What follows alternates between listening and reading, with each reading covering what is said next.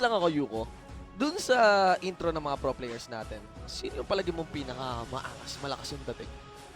Exocen. Exocen. Okay, walang intro-intro mga kaibigan. So we welcome you to the, if I'm not mistaken, fifth game of the night. Game 1 of the third matchup for this second day of the third week of the Pro Gaming Series 2017 Spring Split. We just witnessed the match between the second match. It is played between Acclaim Empire X versus TNC Pro Team, and for our MVP with TNC Pro Team joining in a 2-0 sweep on the 2-game series. Ladies and gentlemen, ang Dardock ng Pilipinas, si Dardock, if I'm not mistaken for the pronunciation, si Tamsu. Si Tamsu po. Yan, o, diba? Nakita ko lang kasi sa status kanina ng isang summoner na parang Tamsu is like Dardock. Tapos na-realize ko, toxic na sila pare. Hindi, yan. Tamsu, Magaling na junglers parehas. Ayan po. Ayan. So, back into our game. What do we have here? Sino maglalaban na teams ngayon? we have TME and Rebirth Gamers Hub. Yan, syempre sa schedules natin, ang final match po. Team Manila Eagles versus Rebirth Gamers Hub. Both actually suffered from their previous games so far in our regular season. Let's see kung sino yung pinaka-nag-recuperate. Diba? Yun nga, I mean, revisiting our standings, makikita nyo po dyan na right now, hindi naman ganun kalala. Pero especially with the run here of Emperor Esports this week, it's a different story really. Right now, RGH sits in the bottom team, 1-5 po in terms of the victory and defeat ratio, whereas para sa Team Manila Eagles, you got 2-4 for the victory ratio. Will their fate be changed? Will they be able to forge a new beginning? Actually, gusto ko lang bigay emphasis yun. Di ba usually, pag last match, yun yung may 2-0. Pero ngayon, sa day 2 of week 3, second match pa lang, may 2-0 na. So, what more to expect sa Team Manila Eagles versus Rebirth Gamers Hub? Of course, and for expectations, let's see. Let's dive into the drafting phase. As you know, for the fans here, syempre, Rebirth Gamers Hub mula Pampanga po yan. Sana makapunta ulit ako dyan. Sarap ng pagkain dyan. Ayan. Nabigyan shoutouts po sa mga summoners natin from the North, Pampanga, and of course, Team Manila Eagles. Background of this team, it's actually a full rebrand of Cerberus Esports. You know, had made a name for themselves really, not just in the Pro Gaming Series, but also in the Mineski Pro Gaming League. So, you know, may good following na rin ito. Kilala na nila, kung kilala na ng mga fans natin, mga summoners natin, especially in Metro Manila, how good the players are in Team Manila Eagles. Now, what we'll be having here are the bans for the 10-ban system. First 4 bans actually, gusto ko mapansin, sa right side, puro top, whereas sa left, puro mid. Well, yung Morg pwedeng support, but mostly pareho mid yan. We have a Lux and the Morg. Yeah, on Toxic. There's a channel and tunnel vision ban here. Investing a lot on the mid lane. Interestingly, we're not seeing any bans from the Kha'Zix. And the Kha'Zix. Kasi yun yung hot ban ngayon called by the meta. Yun. So it's gonna be Rebirth Gamers Hub, okay? Sa Rebirth Gamers Hub, they don't want any of that from Coops, knowing that Coops also played Kha'Zix as well. Look at that, on the last picks naman ni Coops dito. But not to mention that Jaja also played that one on his previous game. So, that is the bats. Focus on the top lane and one jungler. Focus on the mid lane and one jungler. Rengar, Kha'Zix. Alam natin yung patch ngayon talaga. I mean, with the lethality changes. But what are the available ones na pwedeng makuha? Siyempre, we got Min. Gets locked in there by Suzaku. We're very familiar how Suzaku is capable of playing the Kamin. Well, Hextech Ultimate na pala mapapaiyak ka na. Oo nga eh. The big question here is, what will be the pickup in the EBITDA? I was thinking kung will he really just stay with the Makai? That's the one. Actually, I've seen a Nocturne in the, if I'm not mistaken, Nocturne in the top Rek'Sai. I think that was a Rek'Sai top lane during the last time, if I'm not mistaken as well. Which is quite off meta rin. Pero I'm not surprised right now. If there's one lane that has proven itself with a diverse champion pool right now for this weekend, it's in the top lane. We got a Veigar top lane, we got a Gragas top lane. So far, and nga, malaking tanong, top lane nga ba itong Rek'Sai sa Rebirth Gamers Hub? Team Manila Eagles, we have a Zac and Varus. Galing Alam mo, lock-in. grabe, puro Varus na nakita ko ngayon sa ADC. He Oo. is one of the hot picks along with Ashe tsaka Jhin. Any idea? Why is that? Well, probably because yun nga, utility champ na may crowd control tapos can help lock down enemies. Mahirap siyang i-dive pag team-oriented fights and he can actually sustain yung jungle nila in terms of ganking. So, interestingly, it won't be the Rek'Sai to be paired with a Nocturne. Understanding hindi pala ito picks or it's last buds pala dito. So, yep, drop that. There's no Rek'Sai top. Rather, it's gonna be Renekton in the top lane. So, Rek'Sai, clearly go for jungler here. The jungle position. Available picks for now for these two teams. Team Manila Eagles, their mid lane and support still yet to be revealed. Rebirth Gamer Sub as well won't be showing. I think, mid lane support, mid lane tsaka ADC. Pwede ring support kasi curious ako sa Syndra eh. Hindi na bago yung Syndra Support. bottom lane, Syndra support. Do take note na ang huling nakalaban ng Rebirth Gamers, it was Mineski, right? And Zhao was punished heavily by TG's Syndra support when he picked up the Soraka. But yun nga, siguro ang gusto rin capitalize dito ng Team Manila Eagles. That's why they are still being antsy about the support champion that they'll pick, is to see ano yung dadalahin dito ng Rebirth Gamers Hub. Lalo pat sila ang unang magla-lock-in ng champion, and what RGH revealed is a Twitch. Gugulhan pa sila kasi, is that a Syndra support or is that a Syndra mid? Mind games kung tawagin. But of course, Team Manila Eagles has no choice. Wala nang no choice, mga kaibigan. Ulit. That they have to reveal their support right now. So the response there by Rebirth Gamers Hub, knowing that it's gonna be on a more safe support para sa Team Manila Eagles. You got a Janna for the added utility, and Corki will go for the mid lane. So they're more confident na, sige, let's play on standard supports for this game. We got the Lulu for you.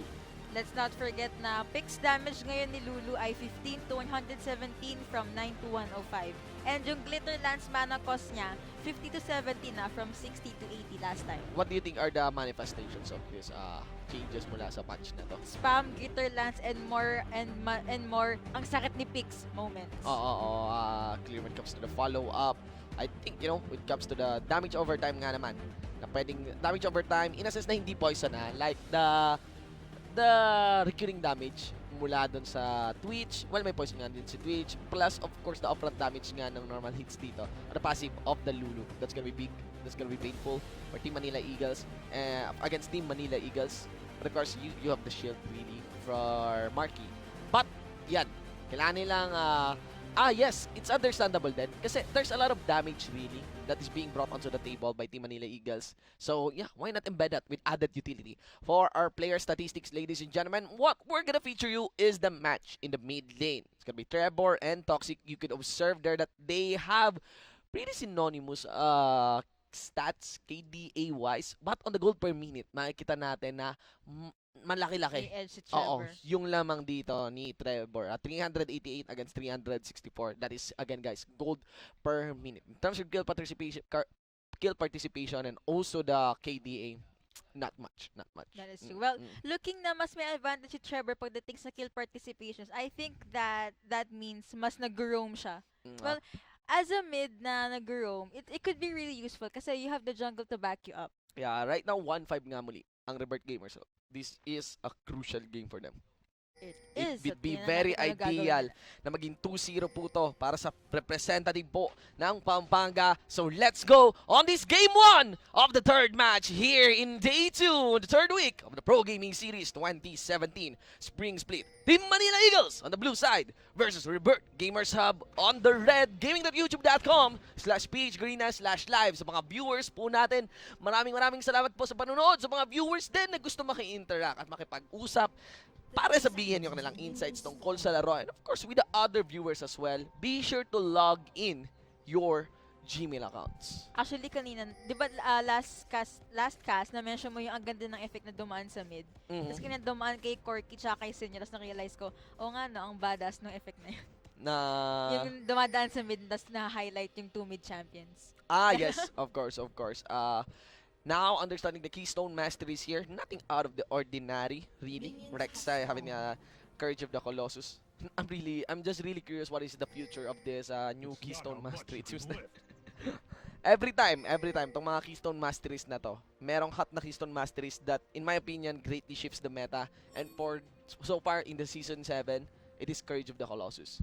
Ayan. We could see na, well, ni Ebida versus Suzaku, na, alam naman natin ko how fatal Suzaku can be as Camille, but what should ni Ebida do this early in the game para mapigilan yung snowball effect nga? Actually, Camille. early on, malakas ang kit ng Renekton. Having no mana, there's the Fury meter, so mechanic-wise, all you need is to watch out for your Fury meter. Then, bam, you could like deal enough damage to win trades. Yun ang power ng Renekton early game.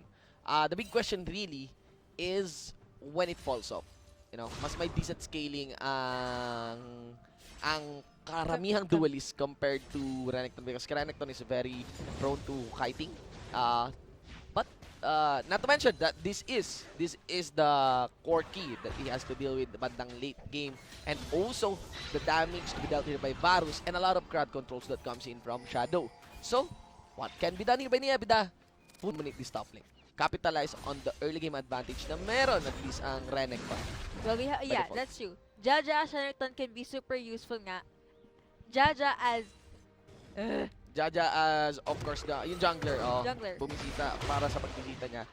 If ever he wants to snowball this Renekton further. And so, now on this game, we want to check the movements here of the mid lane, of the junglers. They have a hover papunta doon sa mid lane natin. early on mag-atake ng Renekton. Yes. Well, wait. Naisip ko lang. We're seeing a Syndra mid right now, di ba? Pero may mga games na sa una lang mid si Syndra. Sa latter part, siya yung nagsusupport, siya yung nagsusstun and extra burst sa team. Yeah. Will we see that with Toxic? Again, when it comes to, well, yeah, it's very likely. I mean, knowing Toxic's playstyle, flash in the under by Suzaku. Now, the big problem here really is not accounting for the adaptive defenses of the Camille. When a trade happens, tower dive being aimed by Coops, and in an instant gets the burst and the splash in face of Niebida. An effortless first blood by Coops taking down ni Ebida. And again, revisiting yung burst potential ni Toxic. Yep, especially if you put Syndra in the mid lane.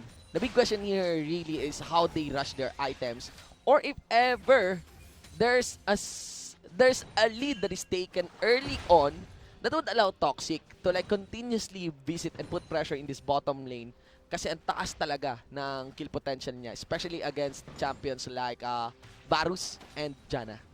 Varus and Janna versus Twitch at Lulu. What are your thoughts about this? Sino yung mas makakapag-poke, mas makakapagbigay ng pressure sa lane nila? My opinion lang to. Kasi ang tagal na wala ni Lulu. Pero my take here is, if we account for all the skills to land, it would be on the Varus. It would be on the Varus early on, especially accounting na ang taas ng crowd control na naibibigay ni Janna, plus also the normal hits as well from the shield.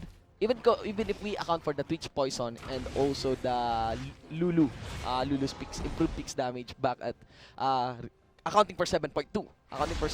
But the thing here is that if it comes to lane control and shoving, baka it would be a different case. Again, the big question here really is what will be the targets of Marquis' piercing arrow? Will it be onto the minion or will it be onto the champions?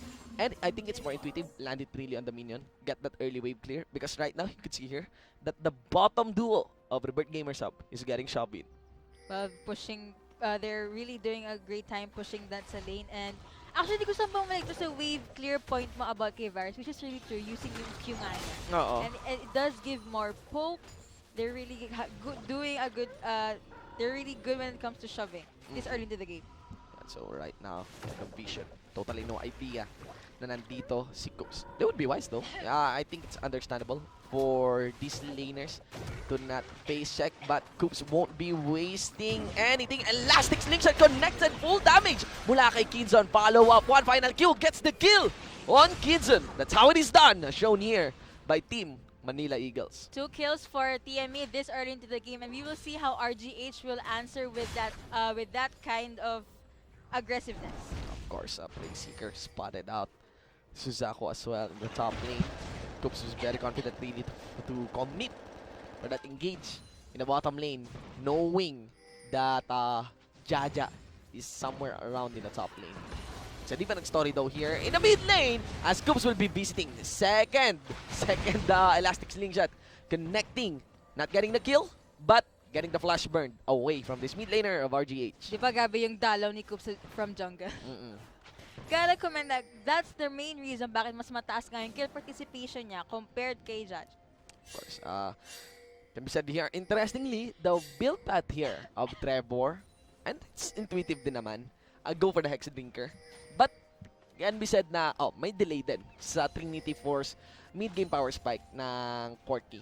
Actually nga, napapansin ko nga, hindi na mid-game na pipick up yung Trinity Force. Minsan, early game pa lang. Magugulat Papasok kami pa lang ng Trinity mid-game. Force May na lang Trinity bigla. Force na yung Corki. And that is because madalas pinoprolong yung laning pace despite the first blood tower mechanic, just because there's a lot of emphasis on these peak compositions. That Yan. is true. And looking into the itemizations, ano masabi mo? TME at RGH. When it comes Which to is more on defensive and offensive. wait, all that thought, we could see a lot of combo getting removed, getting used on to Toxic. But Trevor was in range of the turret, landing one last, the ultimate as well. But it's gonna be Zhao with 5 O's, if I'm not mistaken, securing that kill. Now, when it comes to the itemization, merong time kasi dati na ang kalaban ay Corki, if I'm not mistaken, na nag-build yung kalaban niya ng Negatron Cloak, which we don't really recommend. So I would like to commend Toxic's decision on really rushing that Morelia Nomicon. Just rush and control your lane. But the thing here is that it's not really that is Trevor that he has to deal with, but it is with Coops. So far, receiving that elastic slingshot and all. Understanding the itemizations as well here in the bottom lane. Interestingly, there you go. You could see that there's a Dirk early on mula kay Marky, fully capitalizing on the power that is brought by 7.2 patch with the 7.2 lethality. We could see that Coops is just there waiting for the right time to strike. And this early into the game, I gotta commend Marky kasi ang galing nung pag-poke niya. Kasi you'll know a poke is really effective pag yung kalaban mo nagbaback away from their lane. And we could see they are shoving that bot lane. Yep. And that's the thing. Being able to shove one lane allows you to dominate vision and opens up Coops for a gank. He cancelled his first attempt on the elastic slingshot. And there's actually no rotation mula kay Jaja if ever they want to foil this one. They're still trying to get near. You could try to understand, ano ba yung signal doon? Bakit basta-basta na lang pumapasok si Coops? Mapapansin mo yung first 2 minions up front, mababa yung life. Ayun yung tinatiming ni Coops pag magla-last hit si Kinzon. Because it doesn't really matter. The main point here is that it doesn't really matter ano yung outcome muna, yung gank na yon. Pero ang pinakamahalagang part doon is, walang importante mahalaga, pero ang pinakamahalagang part doon is that for Coops is to land really his elastic slingshot. It increases the odds of completing that gank. That's intuitive though. Really nice plan from Coops. So we will see how will they utilize that. Not much summoner spells burned and most ults are up. So medyo kalmado yung map natin ngayon. They're probably just feeling their enemies for now. Yep, pero steadily makikita natin yung kinakalamang dito ng Team Manila Eagles. Kinzon would go on stealth, interestingly. Again, we want to mention the leads here. Look at that. 2 full wave leader done by Marky against Kinzon, as well as in the mid lane. Another CS advantage. So, yun, kaya malaki buki halos yung lamang ng Robert Gamers. Flash in by Niebida, going all in with the Dominus activated. Has enough tankiness to at least sustain and withstand the third hit. Flash in by Shadow. They will fully commit onto this one. The Shadow know that Trevor has no mana. Ultimate by Marky, not connecting. This may go and spell sub for the members of the Manila Eagles. Niebida, slice and dice on cooldown. Coops gets transmogulate there by the Lulu. Ayan, so 1-0 lamang po. It's Suzaku going down. 1-0. That's 4 kills for TME and 2 kills for RGH. Ang ganda ng slingshot ni Coops dun, no? Sadly, not much effect. And the first Drake, Cloud Drake, is now up.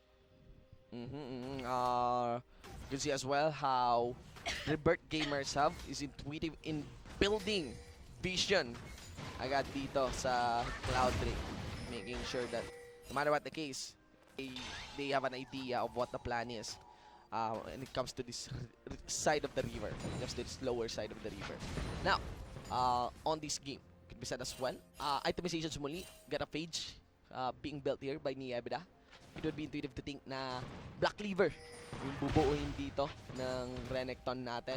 Whereas, I'm curious, Stinger first for Camille. He got a cloth armor as well. So, ano masabi mo Plus doon? Ruby Crystal lang. Halo-halo. Ayan, Chapsuy. Chapsuy, sabi ko na masabi mo. Na build na naman. I mean, it's very likely that Ruby Crystal will be used for a page.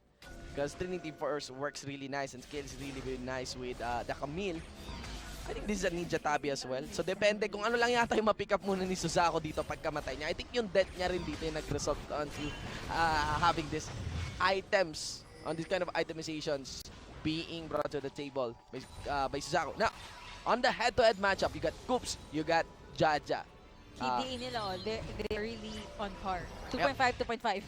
Pantay ng pantay for these two junglers. Can be said here. Pero not much difference kahit sa gold per minute tsaka kill participation. Yeah, medyo nagulat ako dito na ang kinis pala ni Coops. Grabe. Then sa picture niya. Sanay kasi ako kapag may balba si Coops. Parang si Hate, ganyan. Tandaan niyo yung mga mukha ng mga pro players natin. Ano naman kayo? Ganyan. So, again, back into this game, discussing Coops, discussing Jaja, cannot be denied that because of the, hindi naman to bago, really, Tiamat being rushed on Rek'Sai, so that resulted to him on not building his first jungle item. But by the time that he built his first jungle item, I think there's another item here, clearly in the hands of the Zac. And it's not really on the item It's really, it falls most on the ganks. The presence of Coops with these elastic slingshots. Looking back into Varus, ayun nga, going back, a thing about Varus is, pwede siya makatulong sa jungle when it comes to ganking any lane or any part of the map. With that crowd control and they have the support to lock in skills. Ideal thing would be, Marquis does the initiate, tapos si Coops goes in with that slingshot and Janna helping from afar. Well, meron din silang Corki, so that'll be essential. Coops also got caught here in the jungle, but that gives info that Rek'Sai is in the blue side jungle. That's why Coops is rotating right now in the bottom lane, trying to predict that Rek'Sai might be in the vicinity. Let's see. Coops clearly is confident that there's no ward here. But hindi lang naman si Coops ang may alam na nandito si Jaja. Pwedeng nandito si Jaja, kundi si Jaja rin.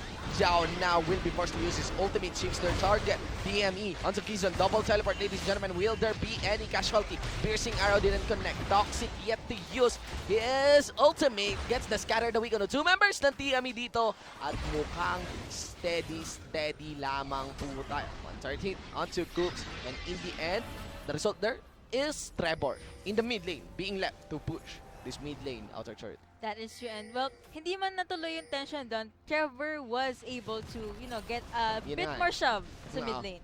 Sa mid lane. So this is CS denied on the Toxic. Teleport on cooldown as well.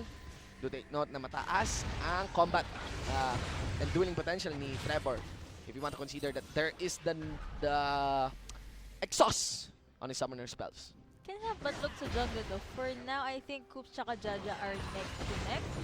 We will see how that will affect sa game. When it comes to the pathing and predicting the ganks of each other, may pagka-neck to neck na. Early on, it was Coops.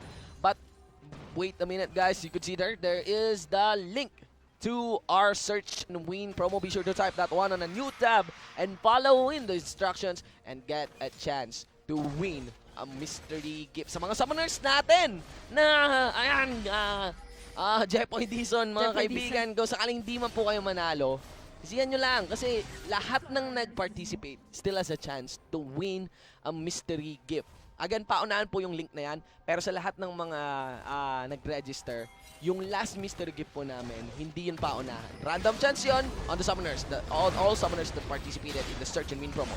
Now, hindi natin nakikita ang life bar ni Ebda, but it could be predicted that he will withstand some of this damage, but not in a sense that he'll survive 2 versus 1. At na maalam si Lolong, mga kaibigan. Kasing random na pagpili ng 5th MG yung pagpasok ni Coop sa top lane. Here now, it's gonna be... Is that the first? Yeah, it's gonna be a first outer turret. Should ever the Team Manila Eagles is able to take it out, and yes, they will. So that prompts Rebirth Gamers have to at least trade it with a Cloud Drake. No rotations, knowing that the jungler won't be anywhere near this Cloud Drake, and that's how it is done. In my opinion, considering the Cloud Drake, it is nice, you know, especially in making pickups. Pero the gold spike really of the early turret, that's big. And that could spell disaster for Rebirth Gamers Hub. TME having that 5k gold lead compared sa RGH. And they also have the lead in terms of kills. Well, this are into the game naman, walang masyadong effect yung kills. Since it is just 3 kills ahead. Got a blue buff here as well. Given on the Trevor. Do take note guys, sabi ko nga, hindi pa mid-game. Pero madalas may Trinity Force na yung ating Corki.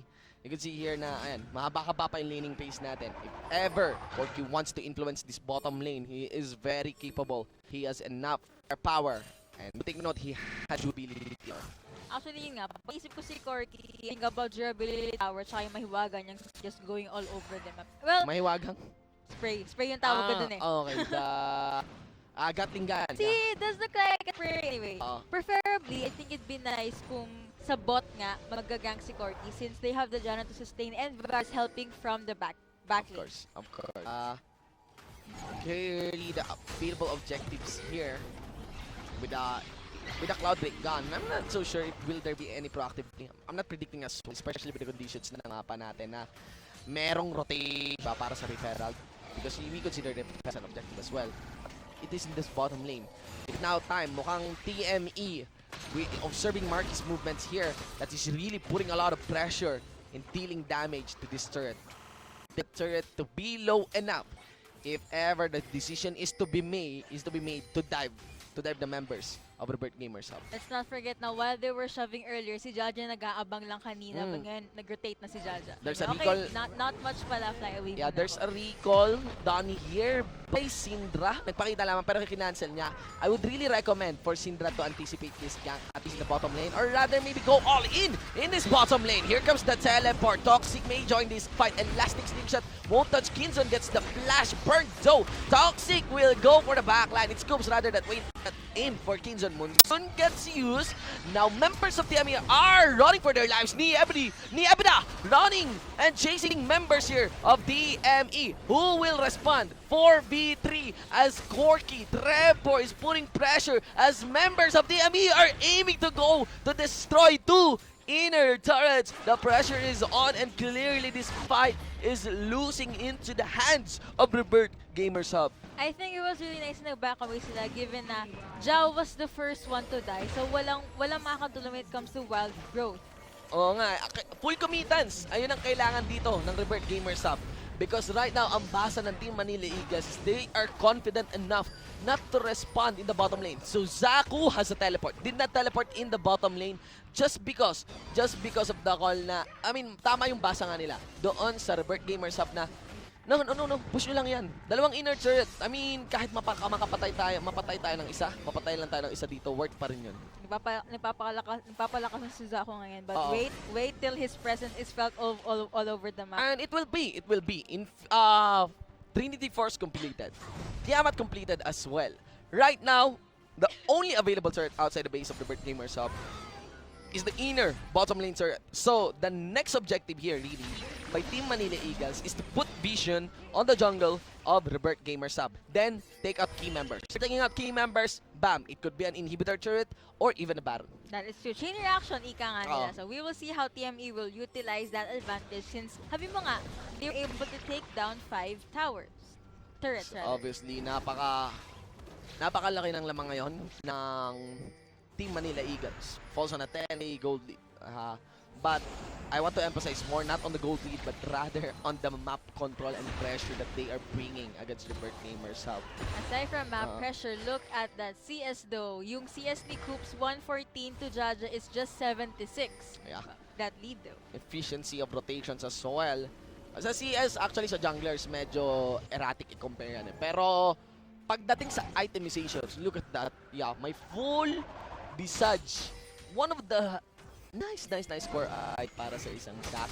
And yep, I mean compared to the Rek'Sai, it really falls on the idea na hindi basta-basta. Ay makikita natin the gold lead here, brother gold lead actually is in the hands there of not just Coops but also on Suzaku. Actually, on the most members here of Team Manila Eagles, knowing that the gold lead here is around, not around, but clearly on the 10k gold mark na. I think it's safe to assume na mas may vision yung TME so far and mas meron silang map control. Kasi nga, they don't hesitate na mag-put sa pressure at any part of that map. Yes, and right now, there's 40 seconds before the next Drake arrives. Again, RGH actually with this kind of map condition, they're in the position to respond to what is TME doing. They have enough movement speed with the help of one Cloud Drake. If ever this Cloud Drake gets taken by Team Manila Eagles, they could like rotate from edge and edges of maps to put pressure. But right now, choose the better one. Go for the Baron. Go for the Baron team. Oh wow, they were able to stay on that Baron. We'll see kung ano na yung gagawin nila kasi that Baron buff is really essential in the sense na mas magkakaroon ka to push actually any part of that map. Of course, right now, yung ating 10k, naging na siyang 11k, almost 12k. Sa lamang dito ng Team Manila, not to mention the potential gold lead pa because of the Baron power play. Hydra, Ravenous Hydra's completed onto Suzaku. Clearly, no one can duel him, even with Niebda on Dominus form. Let's see, adaptive defenses gets used. They are now sending 5 members onto Suzaku. Uses his flash, but what will be the cost? Rebirth Gamers Hub has to respond in this bottom lane because there's a 4-man squad closing in to the final turret outside the base of Rebirth Gamers Hub. Nag-bait lang talaga si Suzaku. Oo. I mean, hindi lang bait. It is like a force engaged there by Rebirth Gamers Hub. At least man lang flank man lang sana to account for the flash. But it might be a team fight. Coops didn't connect the elastic link shot. Gets transmogulated. Ano bang word yun? Transmogulated. Thanks sa sabi ni Lulu. I'll search that really. Transmogulated. Ano yan eh. I mean, ano yun eh. Transform eh, diba? Na another way for saying the word hex, if I'm not mistaken. But there, we got the bottom lane inhibitor turret going down. Also the inhibitor right now. Rebirth Gamers Hub, it's still a mystery how will they engage this 4-man squad here in the bottom lane of Manila Eagles. In the top lane as well, Suzaku has already opened the doors of Rebirth Gamers Hub. Here comes Coops. Toxic is low. Suzaku on the side flanks puts the ultimate on Kinson. Kinson receives the Lulu ultimate, but will go down on the Trevor. Toxic is still in kill range. Suzaku managed to land a hook shot and a kick. And 2 members already gone. The mid lane, the ADC. This could beat the game in an instant. Not allowing any room for breathing para sa Rebirth Gamers Hub. Only 4 members are remaining with a Nexus turret going down onto the second Nexus. This is the game, ladies and gentlemen. Game 1 of the 3rd match, and it is gonna be Team Manila Eagles victory against Rebirth Gamers Hub. And that was under 30 minutes. Yes. Well, it's a very I think it's a very one-sided game in a sense na pagdating to the draft, it's not supposed to be it. Hindi dapat ganon.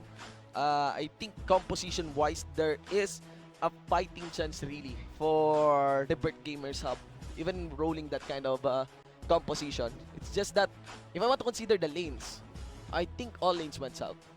A lot of pressure has been put by Coops against Toxic in the mid lane. Coops was able to put pressure as well in the bottom lane. Pero kahit wala nga sigurong gank si Coops sa bottom lane, by default na shop ni Varus, nila Marky dito. And ng kanyang support na si Jana, yung bottom duo dito ng Gamers Hub. and here are the post-game standings. Ulo to RGH. 1 kill for Niebda and K-Dow. PBT now, well, Team Manila put so much pressure all over the map that it didn't give RGH time to get kills or Something to be done here by Rebirth Gamers Hub. In the time span of the break, bago tayo pumasok sa Game 2, if ever they want to close this series 1-1, but it's very far, really.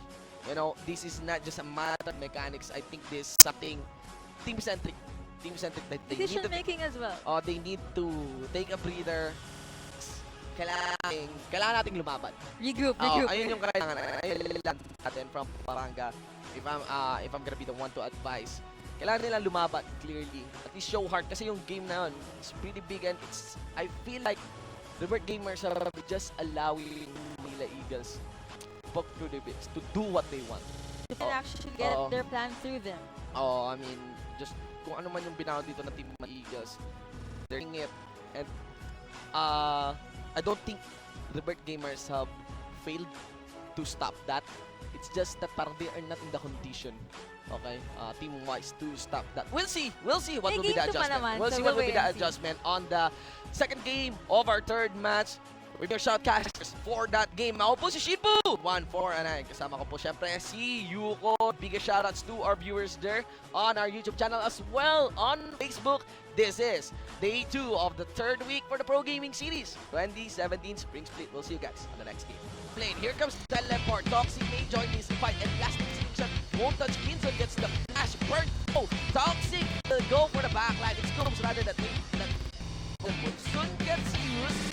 Now members of the TME are running for the ni Abida running and chasing members here of the TME who will respond for Trevor is putting pressure as members of the TME are aiming to go to destroy two inner turrets. The pressure is on and clearly this fight is losing into the hand. The top lane as well. Suzaku has already opened the doors of the Gamers Hub. Here comes Coops. Toxic is low. Suzaku on the side cracks, puts the opening of Kinson. Kinson receives the Ludo ultimate, but will go down on the Trevor. Toxic is still in kill range. Suzaku managed to land a hook shot and the kill until him. Two members already gone. The mid laner, the ADC. This could beat the game in an instant, not allowing any room for breathing. Para sa Rebirth Gamers Hub, only 4 members are remaining with a Nexus turret going down onto the second Nexus. This is the game, ladies and gentlemen. Game 1 of the third match, and it is gonna be Team Manila Eagles victory against Rebirth Gamers Hub. That was under 30 minutes.